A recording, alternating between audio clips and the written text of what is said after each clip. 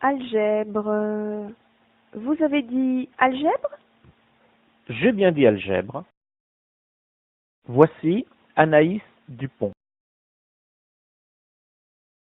Anaïs réfléchit à la liste de courses qu'elle doit aller faire pour préparer le repas de midi. Elle écrit sur sa liste 2 bottes de carottes, une salade, 5 poires. Anaïs vient juste de terminer sa liste quand le téléphone sonne.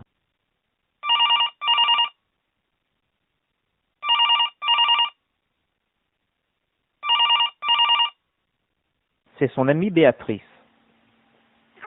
Ne pouvant se déplacer, elle lui demande si elle peut lui faire ses courses. Anaïs accepte volontiers et Béatrice lui dicte sa liste. 2 bottes de carottes, 5 poires. Anaïs, pour noter plus facilement la liste que lui dictait Béatrice, a décidé de l'écrire sous forme simplifiée. 2 bottes de carottes, notées 2C. Et 5 poires, notées 5P. Elle écrit B pour Béatrice égale 2C plus 5P. Elle décide de noter aussi la sienne sous forme simplifiée. Sa liste de courses s'écrit donc A égale 2C plus 1S plus 5P. Finalement, Anaïs regroupe les deux listes en une seule.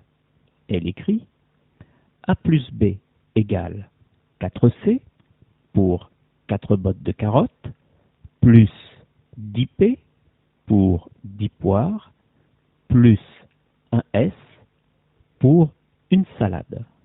En procédant ainsi, Anaïs, sans le savoir, a utilisé l'algèbre. Elle a calculé avec des lettres. En regroupant les deux listes, Anaïs a appliqué les règles fondamentales de l'algèbre, à savoir, règle numéro 1. Chaque lettre désigne une seule grandeur. C pour les carottes, S pour les salades, P pour les poires. On utilise, de préférence, les lettres minuscules. Règle numéro 3. Pour additionner deux expressions, on ne peut opérer que sur les mêmes grandeurs. C'est aussi vrai pour soustraire. Règle numéro 4. Quand les grandeurs sont différentes, on ne peut ni les additionner, ni les soustraire. On les écrit sans rien changer. Tout comme Anaïs, nous avons déjà utilisé l'algèbre sans le savoir. Par exemple, lorsque nous écrivons la formule de calcul du périmètre d'un rectangle. P égale 2 fois grand L plus petit l. P est une grandeur qui désigne le périmètre. Grand L est une grandeur qui désigne la longueur. Et petit l est une grandeur qui désigne la largeur.